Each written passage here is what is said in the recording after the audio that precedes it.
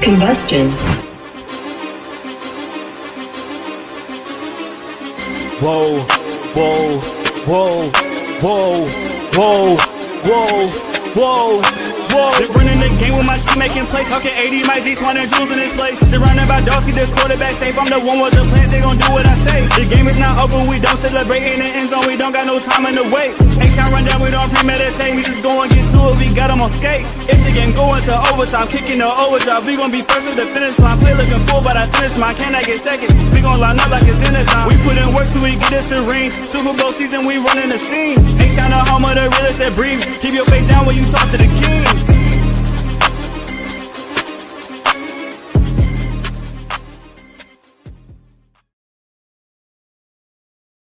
Yo, welcome back to another episode of the H-Time Rundown. This is your boy AD, and I got my co-host in the building. We got Clayton, got Jules. How's everybody doing on this wonderful Wednesday evening? Doing well. Yep, blessed. Cannot complain. Man, at this moment, we just got to take a moment of silence. You know, we got to pull one out for the homies. I got some water right here. Got to pull some out for the homies. Some water. I'm pull the water. I'm gonna do it on camera. No, I don't want to spill man. Man, look, the Texans got some bad news today. By losing one of their starting receivers in Jaden Higgins to an ACL, which he sustained in joint practice on Tuesday. Many of the reports coming out, shout out Aaron Wilson for the false report saying it wasn't bad injury. Didn't look like he was going to be in bad shape. He was going to be okay. Thank you, Aaron Wilson, for the bad report. And just letting us down. Just giving us false hope. Can't do it, huh? Just can't do it. You can't do it. You can't do it. Nope. You can't do it. You gotta call it out. We all about the truth, man. Aaron Wilson sold us a bucket of nothing. And we just got our hopes up and for a good season. And again, like Brandon said in the comments, it's the curse of the football gods. You know, we can't have nothing nice. But I want to hear y'all thoughts about the loss of Jaden Higgins, and then we'll talk about a whole bunch of everything else. Go ahead, Clay. You got this one. Man, I'm not gonna lie to you, bro. I've been sitting on this. I call Jules, I call this man at work, bothering this man, wasting his minutes. I feel like, man, minutes. Whoa. Bro, oh yeah. They see these young kids don't know about minutes. But anyway, I know about that. But nah, man, like in the world of sports, bro, there's just certain franchises that, like you said, can't have nothing nice. Cleveland, New York, specifically the Jets. Maybe the Blazers, I think, you know, the whole Brandon Roy, his career and whatnot. And I think the city of Houston, you got to put them up there, man. When it comes down to chronic injury, when it comes down to chronic injuries at the worst of times, gentlemen, I just feel like it's something about Houston, man. It's something in the water. I don't know. Something in the Tex-Mex. I don't know. Like Matt Schaub in 2011, 2012. Will Fuller couldn't get right. Now you got Jade Higgins, you got Joe Mixon, you got Tank Dell, you got all these guys, man. Like, and the season hasn't even got here yet. I just think for me, we're going to talk more about the actual schematic changes they're going to have to make, because they're going to have to. Yeah. But for me, from just like a gut punch, like just a morale thing, like it sucks that they just haven't been able to do anything on the offensive side of the ball for 3 years straight, right? Like they haven't.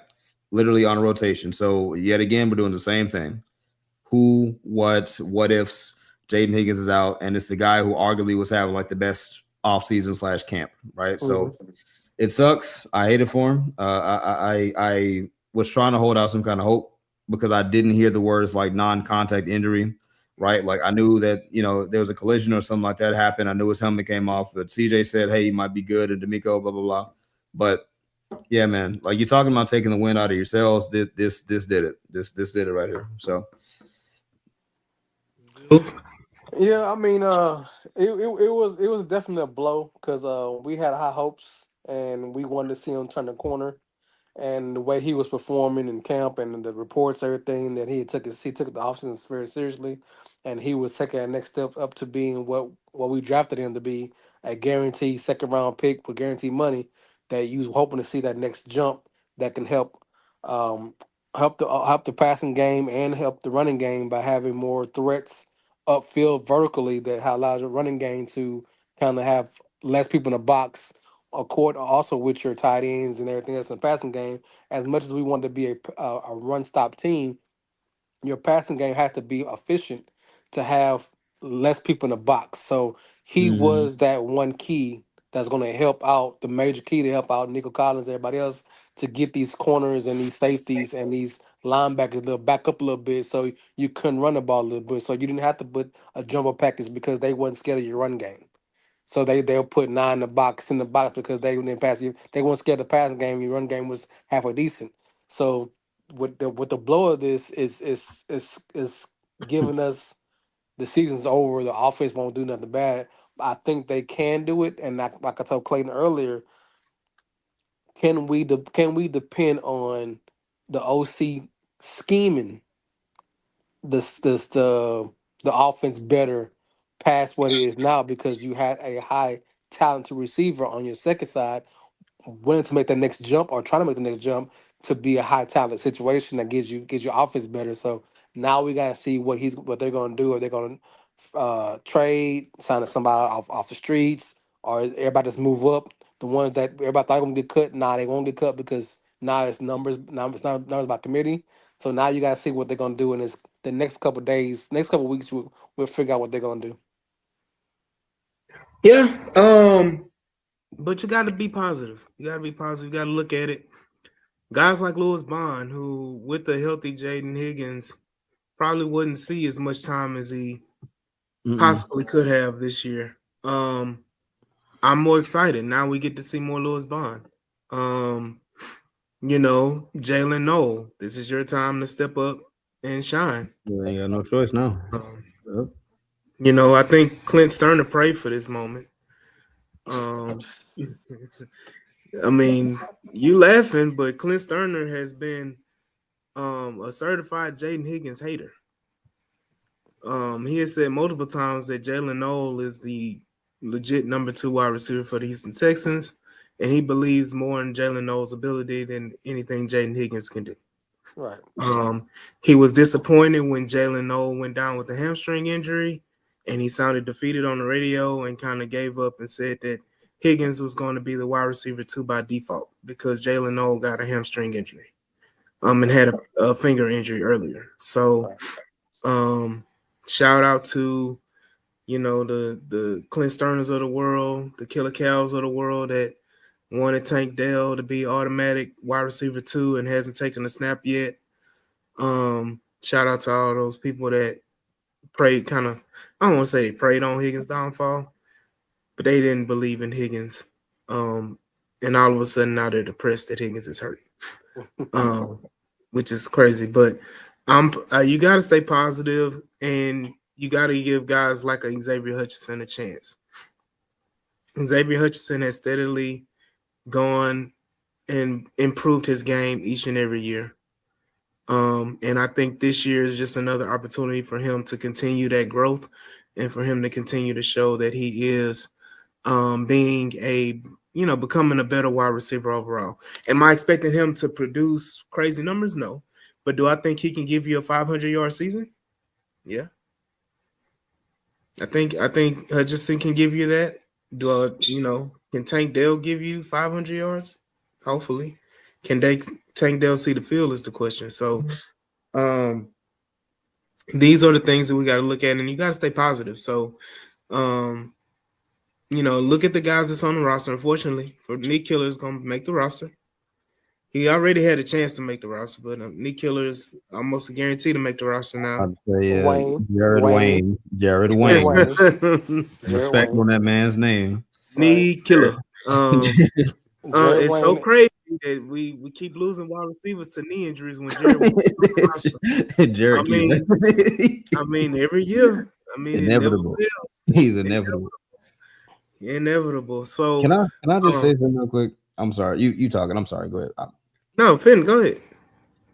Man, look, bro.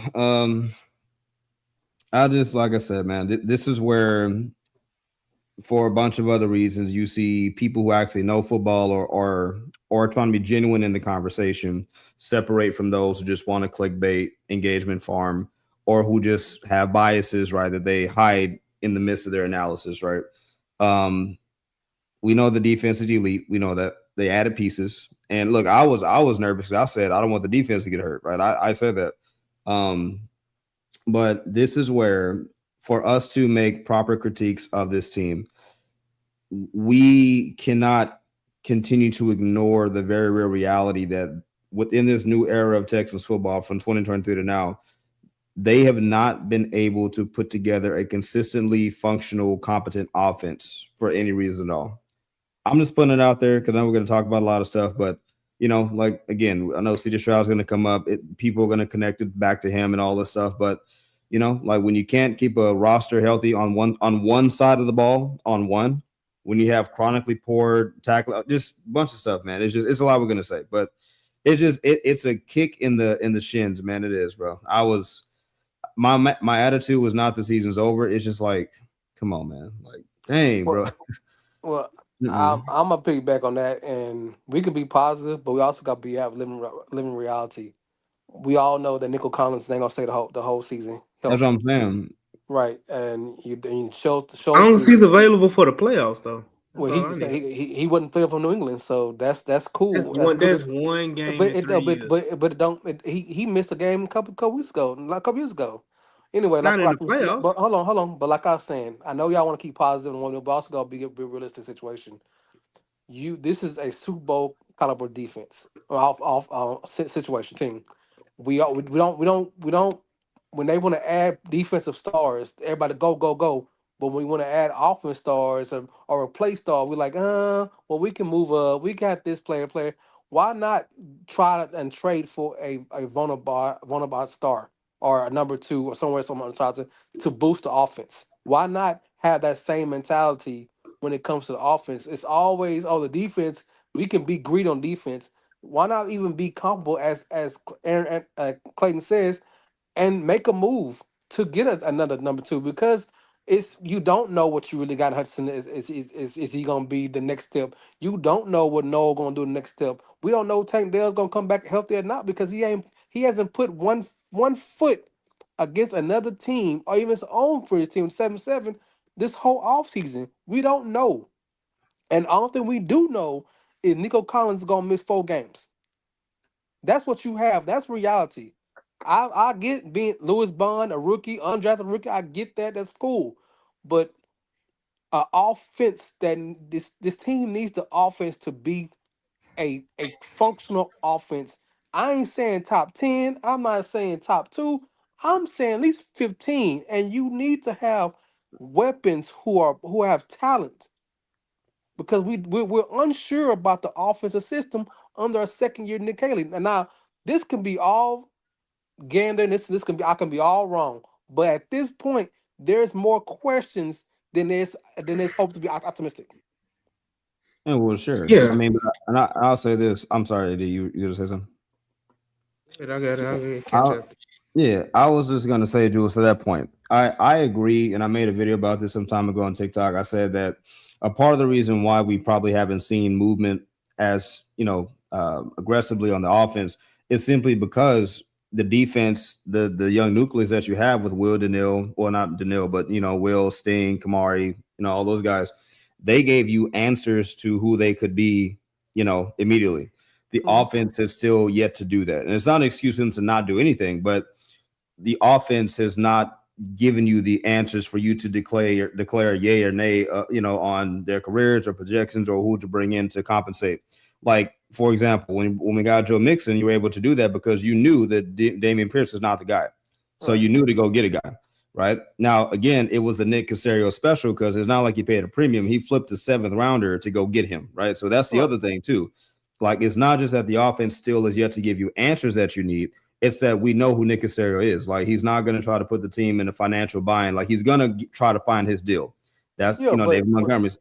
but Clayton on the golf, but I'm not even blaming Nick Casario. I'm not blaming anybody because he's tried. He's gotten Tank Dell. I mean, he's Oh gotten no, oh no, I'm a not blaming. Diggs. Oh He's no, I'm gotten a not. Joe Mixon that got hurt. He's got a Christian Kirk to be number two. He's Yeah, tried, and at this point, I don't want to see. Oh, let's to see what will happen. I think they should make a move at receiver. I think that if there's a receiver that's going to be cut or is unhappy with the contract and as a free agent next year, I don't like them to go try.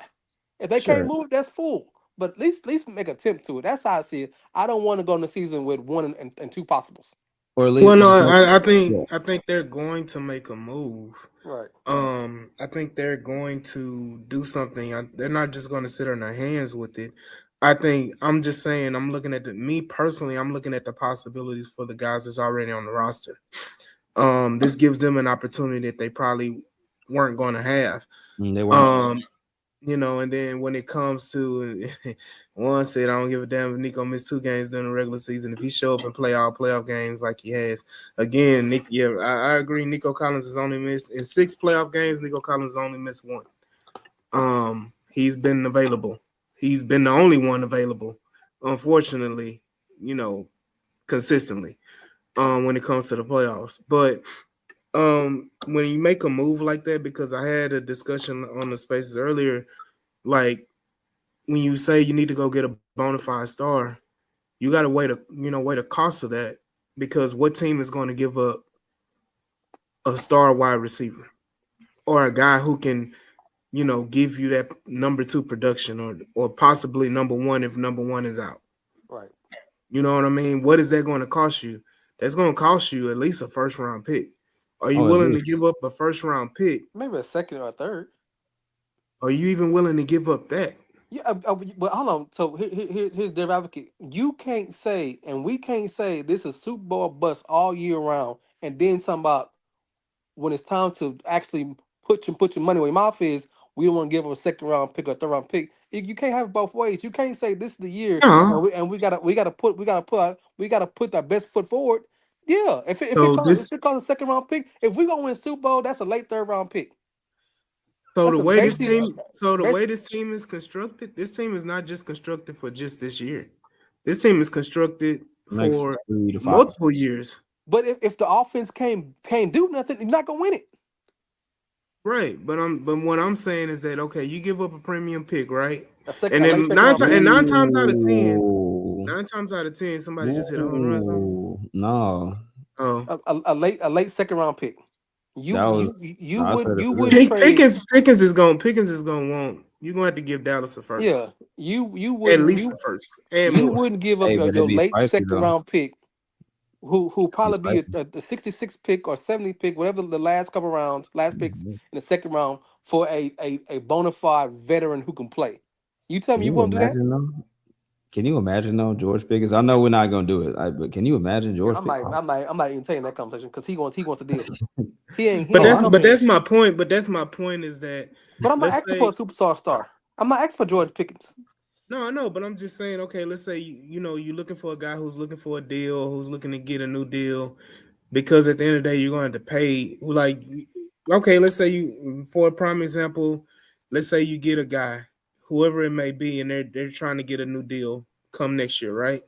Mhm. Let's say you get a guy like you saying, Jules, and you spend that high quality capital, and now you give up a second round pick, and let's say you make to the AFC Championship game, but you strike out and you don't get to the Super Bowl. Or let's say you get to the Super Bowl, you lose, and you think you about to run it back, but now the wide receiver that helped you get there is no longer there. So you can't draft. So you can't draft the first round pick. You can't draft a student first round pick. Why are you limiting But I'm yourself by saying, by, by saying that you can't do I'm my something? whole philosophy is I don't want to kind of waste. I don't want to waste a pick, But you but not a you but premium you pick. but you but you'll I'm a waste the opportunity for this team to win Super so Bowl because you want to waste a pick. You no, can't. They say y'all can't say f them picks for 3 4 years and now it's time to but somebody that's to do it. but that's because I have more faith than you do or others in what we have on the roster. But you all off season what you was always saying. This season now we got to win it this year. You I wasn't feel talking like we about, can win. but you wasn't talking about this all off season. Talking about, oh, I don't. we I'm gotta not play. saying, but Higgins wasn't a deciding factor of us He winning for should, but me. he was game to beat. The whole the offensive system was built for Nick Taylor to get better. Your second round pick, which you pay guaranteed money for, to make that second jump, so it can alleviate some power, some things off Nick Khan. And when he does take off, that you have a bona fide number two Robin to go with him. That's basically how offense was. You can't say it now because that's what the whole thing was. You're not paying Higgins guaranteed money if he wasn't gonna be a impactful player on this offense of his I offense system. understand that. I understand that, but I'm saying I'm looking at it like they're going to differentiate the offense, and they're going to use other players One, to one, and kind of two, spread the ball around. one and two possibles. I mean, It's possibilities. at the end of the day, they're going to make a move for a player. I mean, Clayton wrote an article earlier talking about it, and we talked about it most of the day. The player I'm looking at that's like ideal is a Keyshawn Butte or Booty. And he's a guy that, I mean, that's his name. Like, Butte here we go. Clayton went back to 6th grade, guys. and Butte. Oh, I know you're not talking. No, I it's know no, you it's not. Booty. No, his name is Keyshawn Booty. Butte. Listen, say That's this. how I mean, from Ashley, Louisiana people, it's Keyshawn Booty. Butte. It's Booty, man. It's not Butte. It's Butte. It's Booty. It's Butte.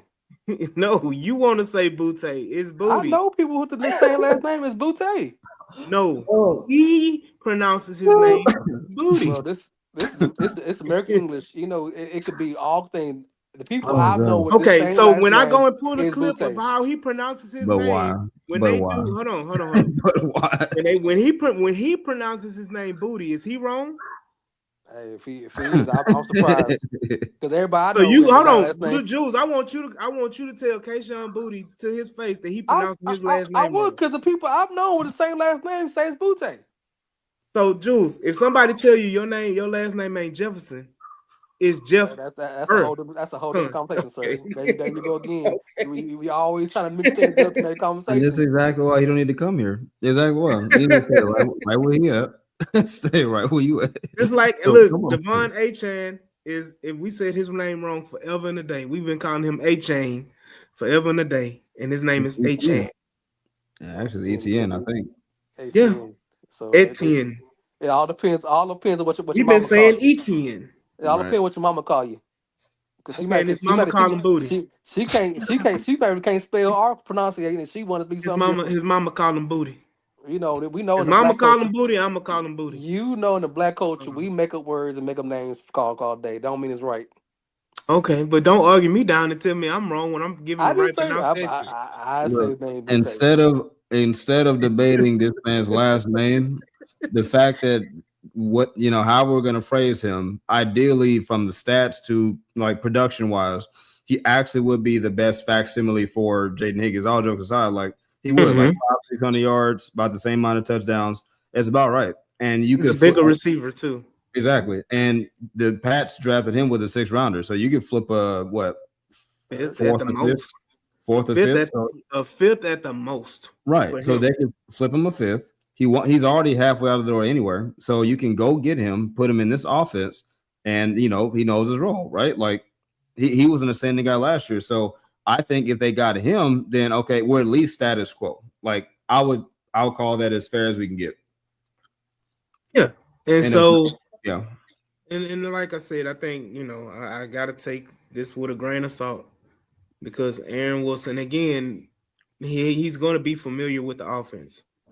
Real quick, Eddie. The reason why I said the 4 also is because it's the Pats, they're in the AFC and they're direct competition, so you might have to pay like a little bit extra just to sweeten that deal for them. But right now he's really wide receiver 4 on their roster. And that's cool. You know what I mean? So like they really don't have they gonna have him playing special teams in all honesty. So it's like you flipping a special teams player for a 5th round pick, you winning.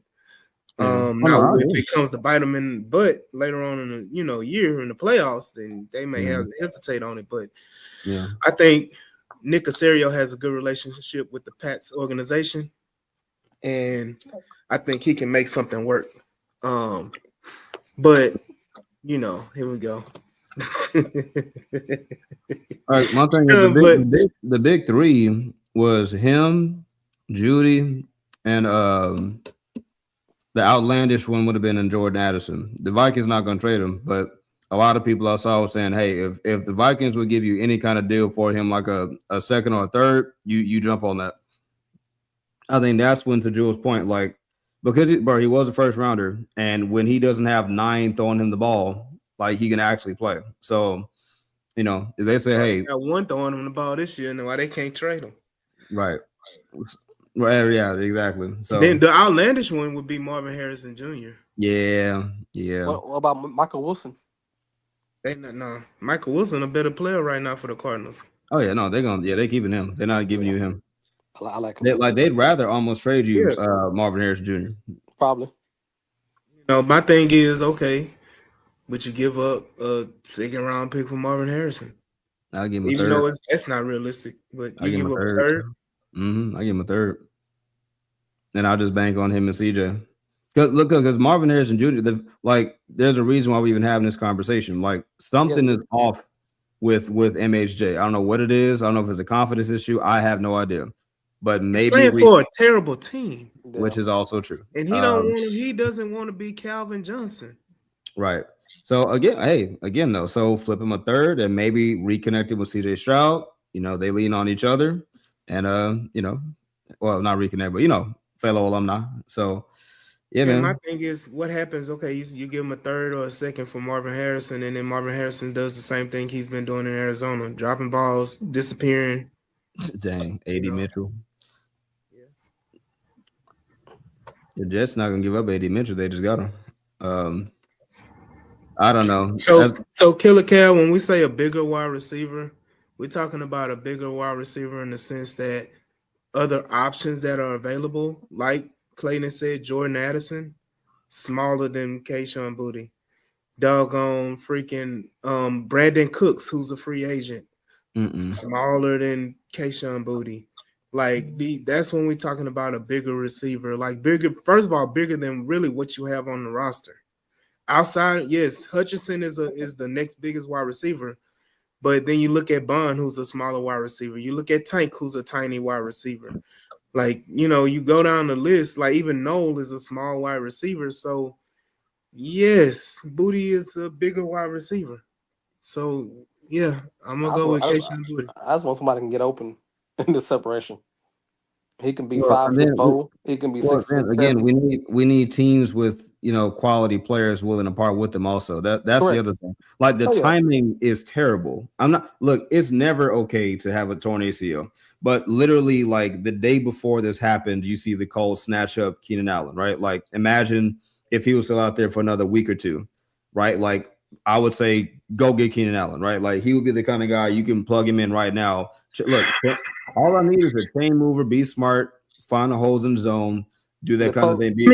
Hutchinson can do that. The coach signed him when they heard that Hutchinson was out. They've been having a deal for a long time. No, they did that late 11 o'clock.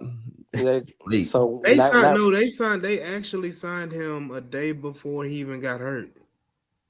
I thought it was something yesterday. They signed him during the day. Yeah, that was before the injury. Well, the announcement came out at 11 p.m. So maybe he's already signed and they just announced it. But I bet he was already in Indianapolis. I bet they switched that deal for when they hurt Higgins got hurt. Okay, I give you what you want. He was already in Indianapolis to sign the papers. And to the pin count. They asked for money to him. Again, I don't know why. Again, I know it's a name, but Keenan Allen hasn't been a super productive, viable wide receiving option for 3 years. I understand he's a name because he was, he's with the Chargers for so long and he did amazing things with the Chargers back then. But I'm not saying he was an option. I just said I bet it made them sign him faster to make sure he ain't going nowhere else. But the Colts didn't have nothing regardless. If the Colts want to fight over Keenan Allen, that shows you how terrible their wide receiving core is. You want to talk about the AFC South? I'm not arguing that point. I'm not arguing that point. I'm not arguing for it.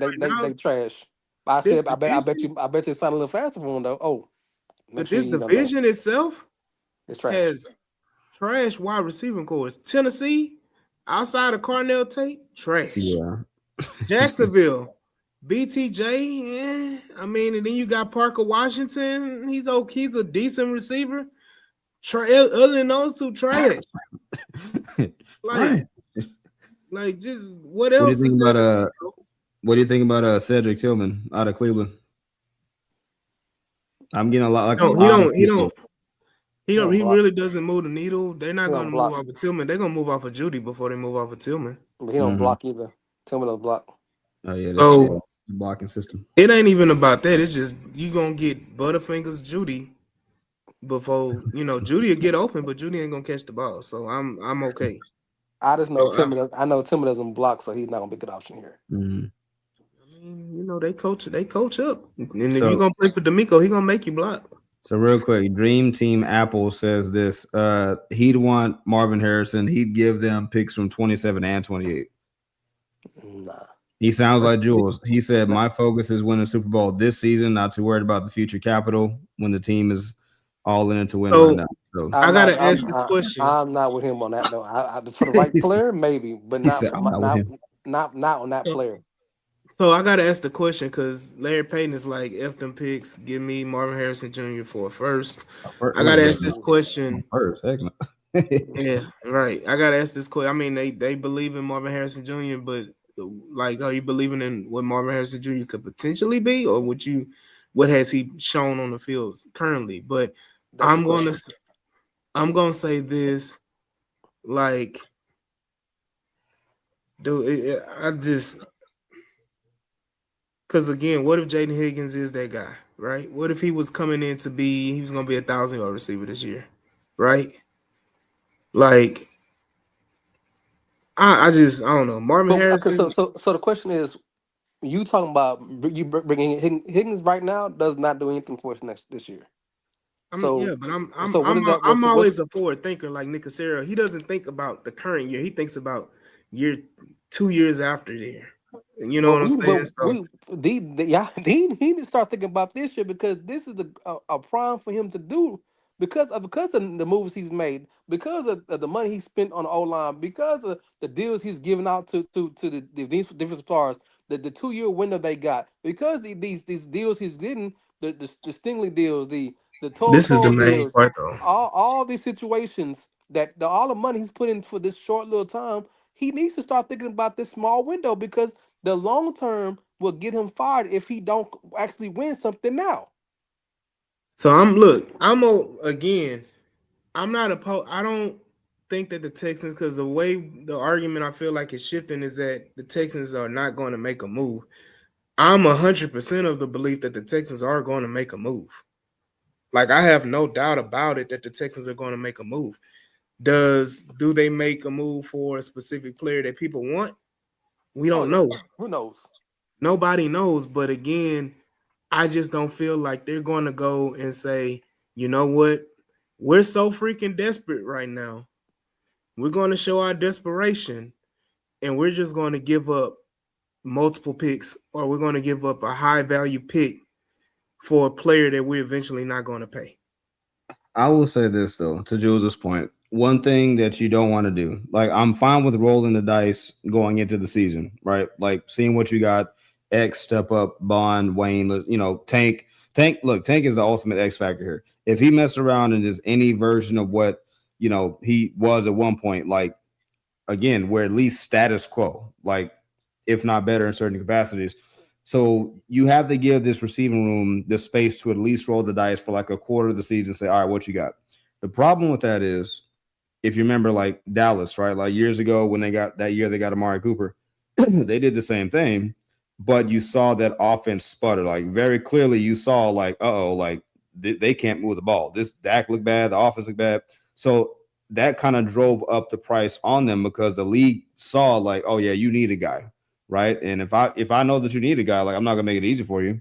So at that point, it's like you don't want to lose games because of this thing, and you don't want the price that you could have paid cheaper on earlier to get more expensive because you rolled that dice. So it's kind of a double-edged sword kind of thing. Like Well, I mean, right now one Texan. That's not right. One. That's not right, Texan. That's not right. that's one. That's yeah. He said this is still the deepest wide receiver. Yeah, No, it's not.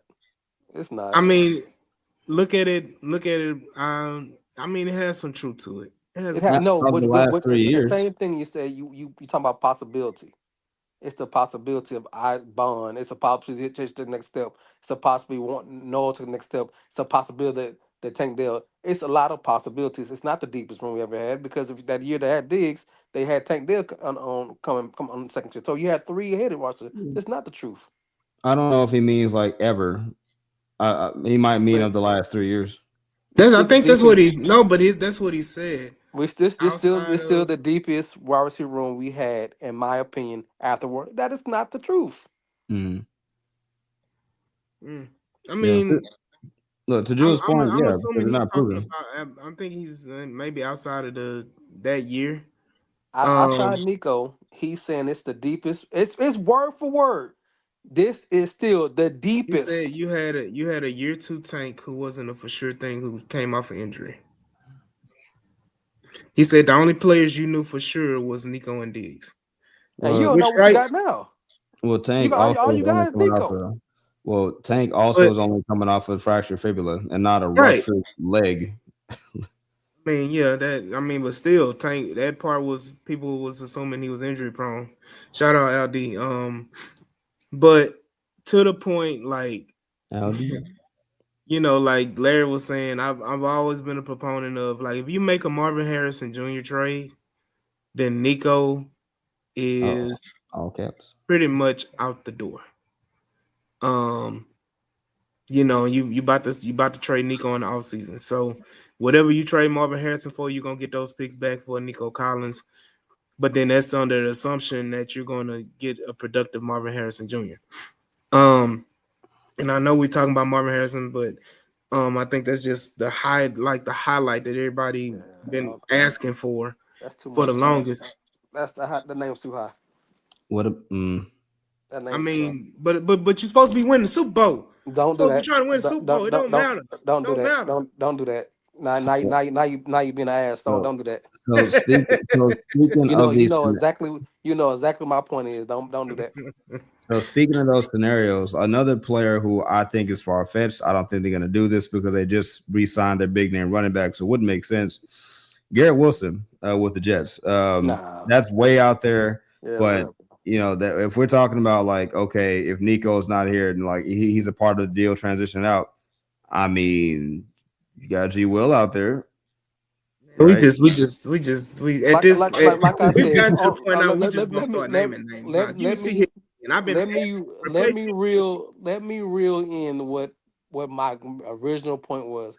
I'm not going for a disgruntled superstar. I'm not going for somebody who's worth a first round pick. I just want a proven veteran that can be impactful day one on this offense for this team to go. That's Keshawn. That will allow Hutchinson to keep developing. It can allow Tank Dell to what he gonna they gonna handle with kid gloves. They can see what Noah has of his hamstring injury. We know in Houston people who have those hamstring issues who have speed or agility or quickness, and them hamstrings never get quite right around Houston. They continue to have long term issues with hamstrings in Houston with those type of players. What I'm asking for is a proven veteran who can just come out here and get open and have separation to allow the offense to be functional. So I'm not going. do you have some names? I don't. It's not. Hey, there's a bunch of names, but I have to go through the roster. I haven't done it yet because it just happened today. I really think Kayshawn will be the perfect one then because again, the I value don't. pick is there. I don't mind Kayshawn. Yeah, value pick is there. He like most importantly, he knows your system at 5'11, knows your system. He just played your defense. Like he would fit right in. Cost is good. Don't have to pay him quickly. And I think he'd still allow, like you just said, your other receivers to grow because he's not coming in and taking over wide receiver one duties, like barely wide receiver two, but still competent enough to just be in that position. So I would feel the best about that. Right. I'd roll. If they got Kayshawn, I'd roll. Because I guess this is Oh, my thing. This is my thing. I'm be quiet. I don't want them to go get a wide receiver 6 and everybody move up and say wherever you go. That's my biggest worry. Did That they you get a put bottom of a roster guy? you get bottom rush guy. Oh, we signed somebody because Higgins is not just somebody that was on the team. It's not if Hutch got hurt or Wade got hurt. You're like, okay, just go sign somebody. This was supposed to be your number 2 guy. Mm-hmm. So Fringe, you got heck, Fringe wide receiver one. right. So you have to replace the talent level. Now, of course, you're not gonna get the same talent level on what you get, but you have to replace some type of the talent level around him to make this offense go forward. That's my conversation. Hey All the man, other things, you know what's funny? And this is such a Texan move. No, Ruben, absolutely not. No. hey, Ruben, what's up, bro? he'll be a backup. He'll be a depth player. Look, His hands still work. He look, probably can't run as fast, but his hands still work. I'm gonna say this, man. Like I said, you're not going. Like the cost to find a guy to be a wide receiver two would be crazy. Mm-hmm. But like to come in and be a, I mean, we talked about it. That's what we said earlier. One is going to be a wide receiver by committee. Mm-hmm. For the last But 4 the, years. the most Texan thing that I can honestly see is a guy that's on the Carolina Panthers right now that is very familiar with the Houston Texans coming back to Houston, either via trade or he gets cut and they bring him in. Tell me, if y'all watch football, y'all know who I'm talking about. Come on, Jules. Come on, Clayton. He played in the first game of the season of the preseason against the Arizona Cardinals. I didn't watch that game. Hmm. He beat cancer, man. He beat cancer. Oh no, no, no, nope, nope, nope, nope. Jules, Because do you you know already what I'm got talking about? bro. You got Mechie at home. His name is Louis Bond. You got Mechie at home. Nah, nah, man. Hold You on, talking about not moving the needle? No, let me answer no the disrespect. question though. Let No, me answer I'm the just question saying why. that would be the most Texan thing ever is them bringing back Mitch. Yeah, because he's Let familiar. me answer one No. right quick. Do I believe that CJ can elevate? I believe it can if you prove the office system the office system works. At this point, we don't know if Austin's has gotten better. Everybody says a quarterback makes things better. Tom Brady system was what made that system work. It's precise. It's timing. It's having Josh McDaniels. It's having bona fide offensive coordinators who knew the system and walked in the system. Say, hey, you was a quarterback coach, or this. This is the system that Josh McDaniels developed before he left. Charlie Weiss developed before he left. These are bona fide offensive coordinators who can adjust their scheme as the defenses and as the team goes on. But Nick Caley has not proven he can do that yet. And that's why we didn't want another rookie or first year or second year guy who hasn't had the ability to change his offense scheme as the team go on. That did he get better as the season go on? Yes. We do not know how the offense will look next year. This coming season. Yeah. So the question is the answer is I believe CJ has a talent. I just believe that CJ has not had an offensive coordinator to teach him the NFL game, as the rest of these great quarterbacks, and I've made this statement before many times, there's not many quarterbacks who won multiple Super Bowls under rookie or unproven offense coordinators. The Joe Montana, Bill Walsh, the Tom Brady's had multiple Josh McDaniels and Charlie Weisses, Chuck Noll for Terry Bradshaw. Peyton Manning is a class by itself, but he had more to teach him how to be a better offensive player when he got there. You have hamstring this young man by not giving him an offensive minded person that can elevate his natural talent and see the game he needs to see, because you got guys learning on the fucking job. I'm no, I'm sorry. I'm gonna stop because y'all about to piss me off. So So, I mean, I Mm-hmm. understand the point of like, yes, nobody has confidence in Kaylee because again, you haven't seen it. But I will say I'm confident in Kaylee in the fact that I've seen the offense grow over the year. Going out there watching them live, you see some different concepts that they haven't seen before. Blocking style has changed to fit. You brought in players Correct. to kind of fit, especially on the offensive line, to fit what he wants to do running the football. Mm-hmm. And it's been highlighted, Yeah. over the, it's been highlighted over the off season and commented by multiple reports of how the scheme has changed and how they're doing more. They were more kind of zone based still. Trying to, because they had those type of players with Titus Howard, who that's the scheme that they came into and came Mm-hmm. from. And then you go into this scheme now where you see a lot of more pulling, you see a lot more dual blocks, you see a lot more different aspects in the run game when it comes to the offensive line. You're going to see a lot more 2 to 3 tight end sets, more than you've had before. It sounds like Brother Jefferson doesn't trust in this New England offense. No, no, It's no, no, no, no, No, no. it's not that. It's I specifically like the Kaylee. fact they got the quarterback coach. I was talking about getting rid of Jared for a minute. I like the fact they got the offensive coordinator because the quarterback coach, because he's seen it, and he's coached it, and he understands it. Mhm. So in that aspect I do. But as far as the whole situation, right now it's once It's again just it's everything is unproven because unproven. everybody's so new. Everybody's That's so right. new So that's and why young. So I can't give you I'm hopeful. I have the best. I still think we're going to Super Bowl. But I would like to have them replace the Higgins with a talented receiver. there is a talented receiver that probably won't cost you much of anything. He's been really showing up. He's in Chicago. Um, Um, and this is just me giving my bias.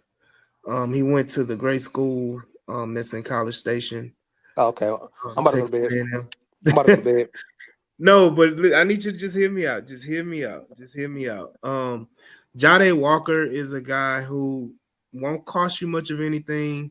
He is, what, he was an undrafted rookie. He fits the bill. He's 6'3", 206 pounds. mm. He's going to be cheap. Probably a conditional 6 or 7 round pick because he's a reserve for Chicago. But because he's playing behind freaking who is it? He's playing behind Luther Burton and freaking Roma Dunze and Khalif Raymond and all, those guys that are in that room. He'll be a guy that you can bring in on the cheap that kind of can replace the young. He's young, he's only 23 years old. He fits the bill size-wise, has the talent, skill set similar to Higgins. I'm just saying that is a cheap option because I'm while y'all been talking, I've been looking through different depth charts. So I'm just picking out guys who could potentially, get, and I'm So looking at in the Texan eyes of what they would possibly do. so he goes to my point that he'll be a wide receiver 4 or 5. He wouldn't be Yeah. the 2 or 3. Okay, that then Oh yeah, but I'm saying, but the that'll whole move needle point for is me. you're not going to find a wide receiver 2. You're not. That's the realistic part of it is that you're not going to get a wide receiver 2. You could, Nobody's giving up a wide receiver 2. like I Name me a said, team that's no giving up their things wide receiver 2. like I said, I want a guy who can be a 3 and maybe a 2 here.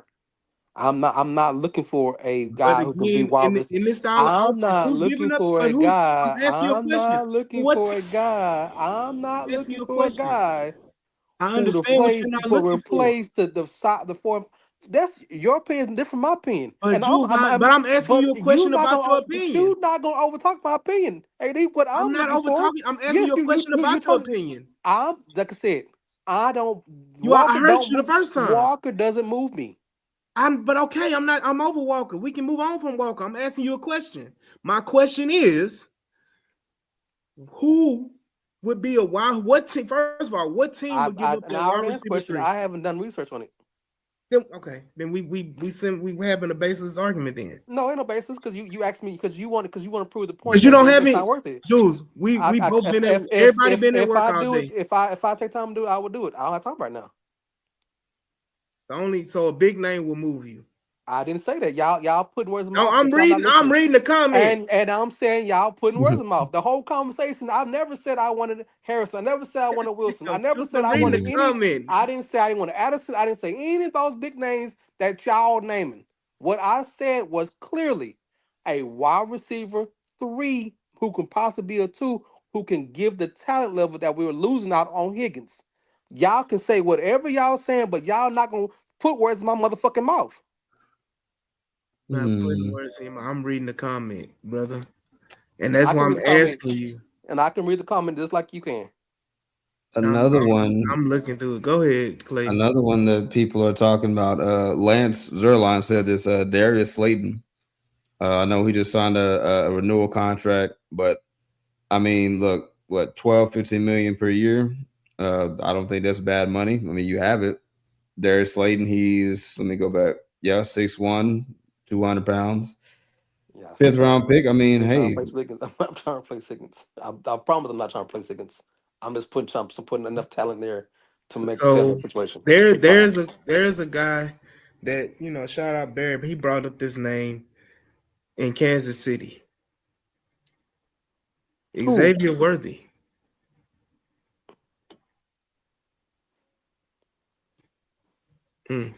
He got drops. His drops are kind of significant.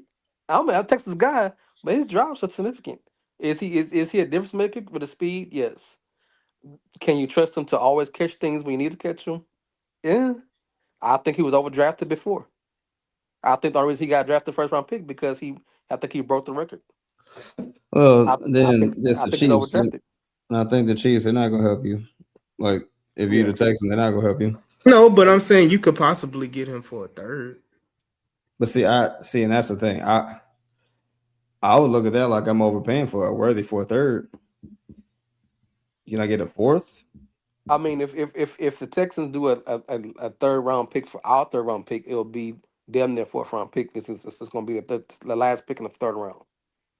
I'll give them a fourth, and if they just really pushing a fourth, and then like a seventh for next year, something like that. 6 or 7 next year, call it there. Y'all know I'm not biased to UT players. He worries me because he can't catch all the time. And I'll give you another UT player, Jules. And he's overrated because of his speed. Y'all can try it, Juan. Y'all really trying one, but you ain't making no punches over here, homeboy. Hey, I'm gonna say this. There's another UT guy, Jules. Now this one is very interesting, and it ain't nobody brought it up. But what would Jordan Whittington cost to get from the Rams? Yeah, in the same system. Yep, I just said it, Larry. Jordan Whittington from the Rams. Reliable, talented. Yeah. I got him. No, I mean, once again, but he fits y'all criteria of being cheap and placing the 4 or 5. But to me, he's that wide receiver 3 right now. I'm going on what your criteria was. I'm literally looking up and finding. I'm trying to smile over here because I like the UT player. You know what I'm saying? But I'm making sure that I'm keeping close to the vest of what I'm saying, so I don't just fly. Look, you got Mooney out there. He's not a bad player. I like him, but I like over King fastball over there. You got Darnell Mooney out there. That's another one. Was it Atlanta? Was it Atlanta? I think so. Yeah. Like I say, the Mooney out there. Or you could get your boy back from last year. Ooh. Christian Kirk. What heck no. But like I said, we're gonna put a bow on it. It's gonna be interesting to see. Tutu ain't nothing but a less talented version of Tank Dell. Right. Look, We're gonna see what happens. look, I the mean, reality if is, and Jules, I want to kind of go to your point. You said put a bow on it, then let's do that. So to your point, Jules, what do we know to be true about Nick Haley? We know that he wants to do two things. He wants to use the tight ends and he mhm, wants to run the football. right, I think that itself helps at least know that okay, we're having this conversation because we're fans. We got the time, right? We're scouring through things. But the reality is, like, their game plan would allow them to kind of not have to, like AD said, make a desperate move to just get a guy in here because their play style is not really that pass centric to begin with. We right. just need a guy who can absorb some of the gravity that Higgins would have had, like, and even if we can't find a guy who's a literal wide receiver too, if we can just get a guy who's smart, who can play make, who probably has a body type, just be there in a sense, like the game plan will take care of itself and they can integrate. That's why I said a Kayshawn will probably be great because of how late in the ball game we are. We need a guy who ideally would know this kind of system or something like it. And he's one of the only dudes that you can kind of plug and play right now who's ready to go, who knows the system, cheap enough, and won't be a problem or a headache. Like that's what I'm saying. So we Oh don't. no, Bute will be a headache because he thought off already. But to your point, I agree because what you're saying, I mean, is he showed in the playoffs that he can make the tough catches. That if you don't respect him enough, he can beat you, and that's what I'm looking for because I understand that the tight end situation, but also when if you're tight end situation, you put in the tight We ends, just, you're also putting too many people in the box. That's yeah. gonna hurt you from running the ball as you want to. So you need somebody other than Nico that can push these safeties back and push these cornerbacks and put a receiver or linebacker into coverage where they're not attacking downhill to stop the run because they don't respect your passing game. Or you could do like what John Hickman said and just force feed Nico Collins. You give him 15 to 20 targets a game. You could do that. No. Or you can install a wheel route and throw it to the running back. So you could do that. Or you could throw it to your rookie tight end who you drafted in the second round, That who too. looks pretty damn good. That too. I Down the mean, you have seam. different options. You got to go. You got to remember last year it was Dalton Schultz and nothing else at tight end. Yeah. You get what I'm saying? So Mm-hmm. now you have two options at tight end. At the very least, two. You have running backs that you can throw the ball to now. Are opportunities for running backs to catch the ball out of the backfield because they're not going to be relied on, i.e., freaking Woody Marks to carry the load in, running the ball. Now you can use a Woody Marks in more of a wide receiver catching the ball out of the backfield role. So you Mm-hmm. have that weapon. So I'm gonna say this, and I'm done with it. Seattle was a perfect example of what this team offense looked like when they got the O line right. They got a good pairing running backs. One got hurt, but situation they had a bona fide star receiver. And during the trade deadline, they did trade for another two receiver too. So if they decide, What? and I, huh? Rashid Shaheed? Nah, bro. That he's like a wide Three, receiver three, three or four. four. Hold on. Okay, He's okay. a But but returner. but but, but I'm hold about on, to say hold a on. borderline special teamer. But he did add some value to it. So my Sure. statement is, if they need to find somebody and they do roll with the situation, as you're saying, AD, and they find that they're lacking the star power or the speed or whatever they need, they can then trade line find somebody trade line. So to your point, I'm actually giving you your points. If you sometimes relax and listen. I just didn't agree that Rashid is But I'm saying, but he was a weapon that they traded for because they thought he could be something better in Seattle because he was a speed guy, all that situation, and Yeah, he he was a he great he fit for what they needed. and he gave a different dimension to situation to help their the number one receiver with not without getting too many receptions. Yeah, And back to your point, if they decide to Mm. roll what they roll with, then and they can find somebody just like Seattle did. That was my point. Gabe Davis has always been overrated, but I he think never Gabe deserved Davis it. is hurt too. I think he tore something early in the year. So only one that's a free agent that it's two of them. I think it's Sterling Shepard is he one. old Is it though, Sterling Shepard? 33. He Yeah, I would old. say. I mean, the only two I would even glance at is Sterling Shepard. Shout out Invisible who brought him up. Sterling Shepard and freaking doggone Brandon Cooks. Those are the only two that I would even look at.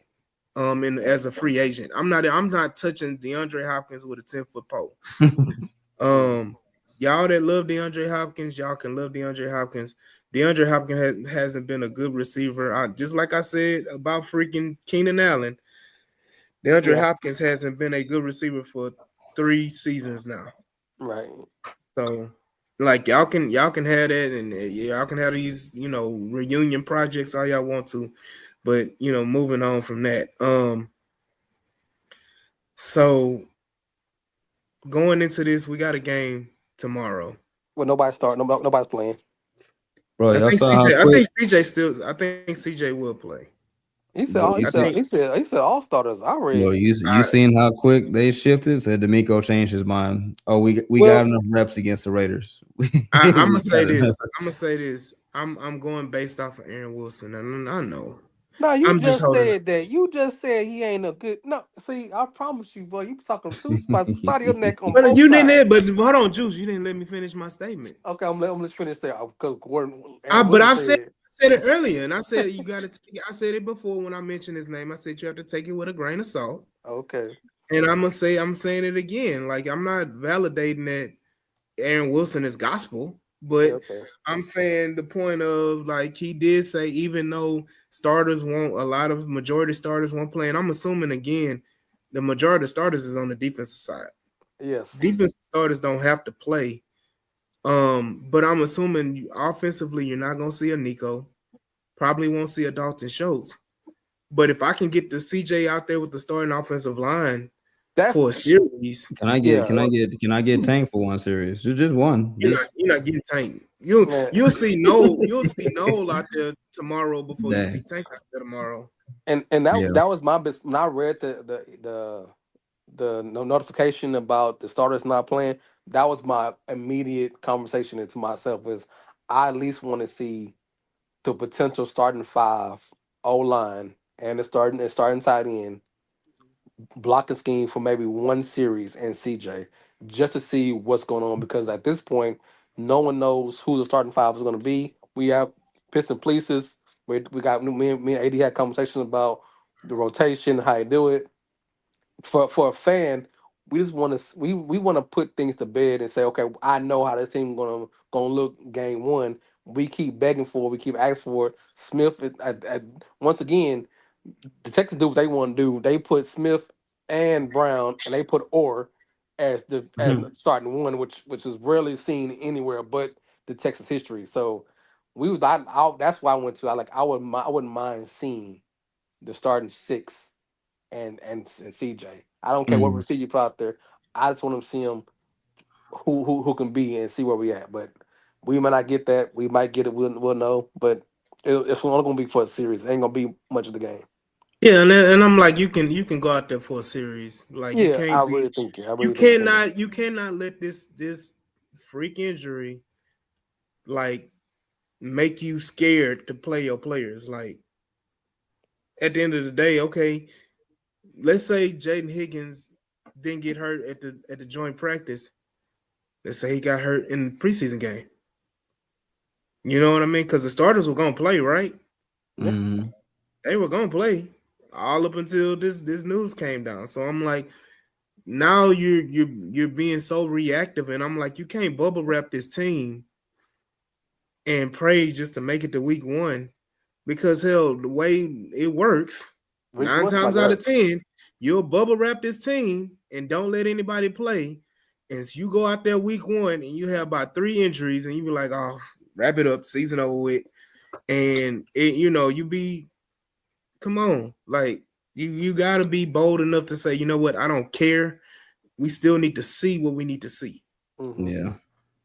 So, I could see if the Raiders were like, we not gonna play no starters and you ain't gonna get no Max Crosby, so your offense really ain't gonna get no good tests. Okay, I understand, but CJ needs to play, just like Tank needs to play, because I'm gonna say it again. Tank, with this injury, Tank has to play against the Panthers.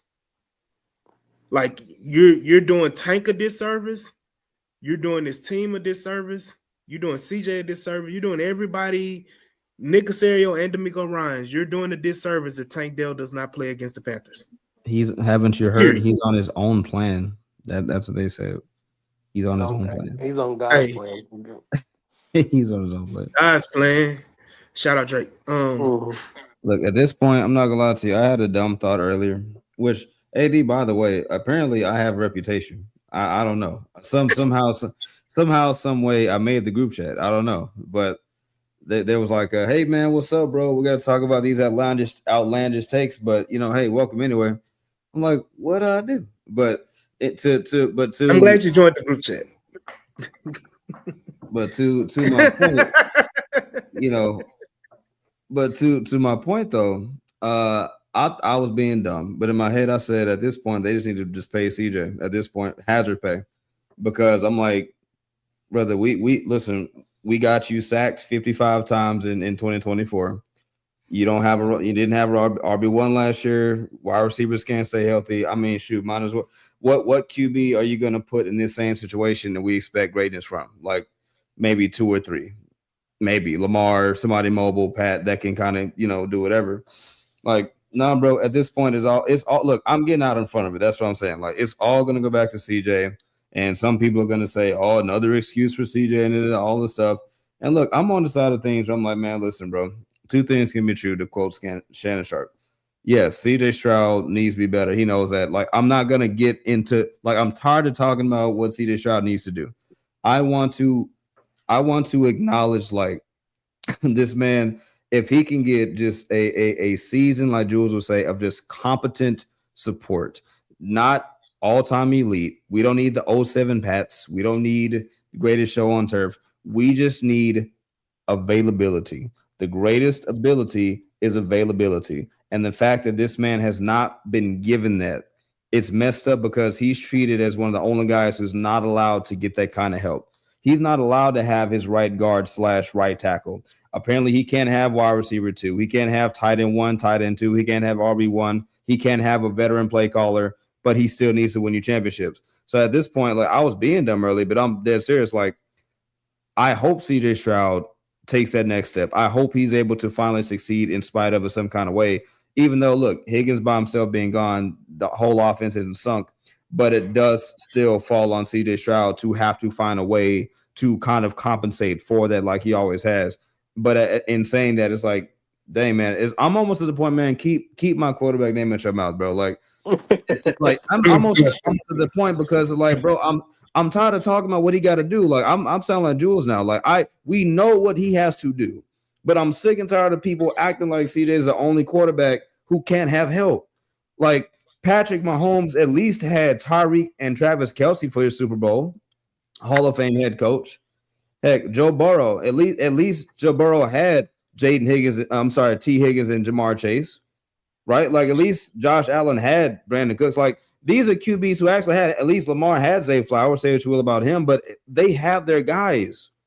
And our guy does not, but we want him to, turn water into wine. That it doesn't make sense. So I want to get out in front of it because I'm sick of hearing it. Like, I hope CJ Stroud does what he does. I'm confident that he will. I know Higgins alone is not the offense. It sucks, but it's like, hey, this roster is well bit, but no, call it what it is, bro. If you're not going to be genuine about what you're saying, analysis wise, don't talk about it. Like, just don't talk about it. Like, acknowledge what's happening, then all right, cool. But if you get from this whole thing, oh no, this is another CJ excuse, then hey, bro, I'm not trying to hear you. I'm not. Like, the goal is always to put the best talent around your quarterback. And I think people get in the Tom Brady mode of it all. Lamar Jackson is a prime example. Baltimore fans have been wanting to get rid of ownership for the disservice that they've done to Lamar Jackson by not providing him adequate weapons at wide receiver. They've given him a tight end in Mark Andrews for multiple years. They found a second tight end in Isaiah Likely, and then as soon as he's done with his rookie contract, he gone. Mm-hmm. And the best thing that they've ever done for Lamar Jackson is a Zay Flowers. his whole tenure, and he's been in Baltimore a decade now, almost a decade. And the most they've given him at wide receiver is a Zay Flowers. Although Zay Flowers is a good wide receiver, they've never provided Lamar Jackson with any kind of talent. And that has been the consistent argument when it comes to these quarterbacks, especially like Lamar Jackson, that he hasn't had the talent. Yes, Patrick Mahomes has done more with less, but let us not forget that he has always had a Hall of Fame tight end I'm and about to Travis Kelce. say he kept a Hall of Famer on him. This man was Yeah, drafted into a playoff team. Like that's what I'm saying. yeah. Like that's all I'm saying is like, dang, like just let the man just have some help. That's all, bro. Like Yeah. if you're gonna be loud about his faults, be loud about the reasons that are like why he's been handicapped. On top of everything else, back-to-back rookie OCs, a defensive-minded head coach, a good head coach, but he cannot give you the kind of nuances that you want. Like CJ Stroud has pulled the short end of the stick since he's been here, right? Like to Jules's point, the defense has gotten poured into like ad nauseum. The offense is like, okay, I mean, cool. they have. They. I don't want to say that they haven't. They have. It just hasn't. You just had the worst luck because you don't have a mastermind on the defensive side that can scout players. I've said it before on the podcast. Like Nick Casario, I think that he has an eye for defensive talent. Premium. Even going back to New England, but he's never been able to kind of pick up when it comes to offensive talent. What's the Like fact even in New England, this man they've signed drafted, Jake Andrews but off no, a no, torn no. meniscus. So again, that comes from allocating resources. Like outside of Jake Andrews, like yes, you signed Jake Andrews, but what other centers were you going to get in that offseason that you were going to that were going to be viable? You know what I'm saying? Because Mhm. you're trying to fit somebody in a system a certain way, and you're trying to get a certain mentality of a player. Again, I know the offensive line is taking a lot of hits, but let us not forget that this franchise has spent multiple first round picks on offensive linemen. This franchise has spent multiple second round picks on offensive linemen. And like Jules said earlier in the podcast, it's not for a lack of effort. They went and they go get a Christian Kirk. They went and they go get a Stephon Diggs. They every year they go and get pieces on the offensive side of the football to complement and help. But unfortunately, injuries happen. And things you just had. I just feel like on the offensive side of the football, the Texans have had horrible luck. Horrible luck. So I mean, do you want to just keep going and keep going and keep going? Like it doesn't. When you say they pour resources into the defense, I just think they know what they're doing when they go to draft a defensive player. When you go get a freaking Kamari Lassiter, everybody wasn't all on board with that pick. But you know what the consensus was when we drafted Kamari Lassiter? Let's just sit back and see what D'Amico is going to do with him. And you know what D'Amico did with him? He's made him a borderline Pro Bowl and going to be one of the highest paid corners in a few years. That's what Yes. D'Amico made Kamari Lassiter, right? Well, Caleb Bullock. yeah, I'm gonna say one thing important. It's also that the defensive coaches are damn good coaches. I think two of them are going to be defense coordinators once Burt goes. One's going to be here, be elevated here. One's going to probably go somewhere else. You can't say on the other side of the office that you had hell of 5 coaches on either side of the ball. Popovich has shown the last year and a half that he's a good coach. And other than that, the wide receiver coaches, you'll never hear anybody saying, "Oh man, we're interviewing the offensive coaches to be Texas offensive coaches to be a step up." All you hear is the defense, and it comes from Nico, and it comes from Nico, but them other guys are actually working just as hard as D'Amico Ryans, and that's why the resources that you're pouring on the defense is showing out because the talent player because they're trying to put the resources in both offense and defense. It's just that you have nobody on the offensive side that actually is worth a damn coaching wise. That's I mean, yeah. I mean, like I said, again, that goes back to that's a knock on D'Amico. That is Yeah. a D'Amico fault, but as anybody that knows, that comes with the territory of you having a defensive head football coach. Correct. And that's because you can go the same on the offensive side. You see it a lot of times that offensive coaches have great offenses and their offenses are humming, and they struggle on defense until they're pushed against a wall and forced to go and hire the best defensive coordinator that you can possibly find on the market or whatever, right? We've seen it with Sean Payton. We've seen it with freaking Gary Kubiak. Look how long we had to deal with Frank Bush, Jules. Clay, the only thing you remember Frank Bush and how terrible Frank Bush was as a defensive coordinator. And he was terrible. And as great as Sean Payton is, and as great as I think Sean Payton's overrated. This is me personally. My thought about Sean Payton. A little bit. As great as everybody think he is and assume he is, he didn't win anything until Bounty Gate. And what he do? He got a bona fide defensive guru who's had a great defense everywhere he gone to help win. But as soon as Greg Williams got gone, he went back to let me pour everything in my offense and hope it works out. So that's Eddie's point, exactly right. Right then, and like I said, it works both sides of the football. You don't have many teams that are super complete. I mean, you look at Andy Reid. Andy Reid has attached to the hip with what's the DC's name? Steve Spagnuolo. Steve Spagnuolo. Yeah. The fact that he got fired. He got fired from the Giants. He was the head coach and he got fired. And they have been attached at the hip ever since, right? Again, like I said, I think that's just the nature of the business. We go back, you can even go back to Brian Flores. When he became the head coach of the Dolphins, like they had a hell of a defense, but you couldn't find a coordinator to coach the offense to save his life. Yeah, and Richard Smith was bad too, Killer Cal. And Garrett didn't win until he got Wade Phillips. We got Wade Phillips, and it was pretty much Peyton's team. Hold on, you talking about Gary and Denver. Yep. I'm talking about Gary in Houston, but yeah, Gary in Houston didn't win until he got Wade Phillips. Wade Phillips, that's right. And then he didn't win again until we brought Wade with him. He brought Wade with him to Denver. So, because they won Gary Kubiak's first year, if I'm not mistaken, right? Yeah, because that was the second year. But I have our debate between people, Denver Broncos for the best situation. The reason why Denver lost the year before and John Fox got fired because defensive players were all hurt. Because that Peyton Manning's offense that he threw for over 50 touchdowns was a juggernaut offensively.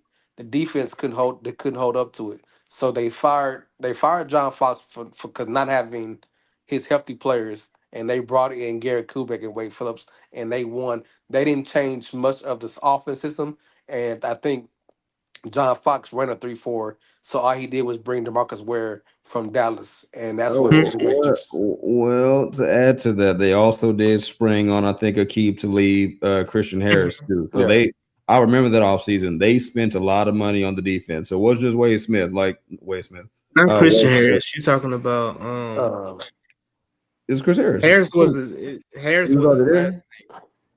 Yeah, Chris Harris. Chris Harris, not Christian. It was the cornerback. So Chris Harris, Aqib Talib, DeMarcus Ware. So to add to Jules' point, Denver recognized we have a historic offense. We need to just go ahead and slide our chips to the table and just, at least for one season, just, hey, boom. And they got a Super Bowl, right? And look, the Rams did it too, unapologetically. They had the recent Rams team that beat the Bengals in the Super Bowl. They had the defense. They just need the offense. What they do? Matt Stafford. Matt Stafford. Then they went back and got Von Miller, right? Look at him now. And Jalen Ramsey, right? Look at him now. They got Aaron Donald coming in for multiple workouts. They got Myles Garrett. This is what Jules and others are kind of saying, which is no, we're not saying mortgage your future, but there is a time where you're like, hey, man, listen, we trying to win. And there is no tomorrow to a certain degree, right? We're going to be responsible. But like you got a finite window in the NFL, especially with defenses. They only last about at this level, maybe 2 to 3 years tops. And you got one. All you got to do is get one season of a proficient enough offense, not even top 5. If you can do something like that, you're good, right? Just like Denver did, just like so many teams before them. Like you're very close. You just can't go cheap at the wrong time, and that's just kind of just to piggyback on that. Like we talking about, and we can wrap up after this. When you're talking about getting like making a trade, the value, I would say, because right now, like I said earlier, the league feels the Texans are the league felt the Texans were desperate for a wide receiver before Higgins got hurt. Mm-hmm. A lot of teams, a lot of GMs felt the Texans didn't have enough at the wide receiver position before Higgins got hurt. So the NFL already feels that the Texans are going to be desperate to go get a guy. So the price is already gonna have to pay the Texans tax for whoever you bring in, and you preferably would want to bring in somebody that knows the system, right? So again, do you make a move? I feel like the Texans make a move before the season, but if they so happen to not make a move, the price differential between what it is right now and what it would be before the trade deadline, I don't think would be drastically different. I think that if you were going to pay a 4th-round pick for a guy right now, you're going to have to pay a 3rd-round pick, right? I don't think it would jump from you having to pay from a 4th-round pick to like a 2nd. Right. So the difference is, like you said, Clayton, would it cost you some game? I don't think it costs you games like that. To me, our defense is too good. Our defense is too good we've won games all year last year with the offense doing nothing.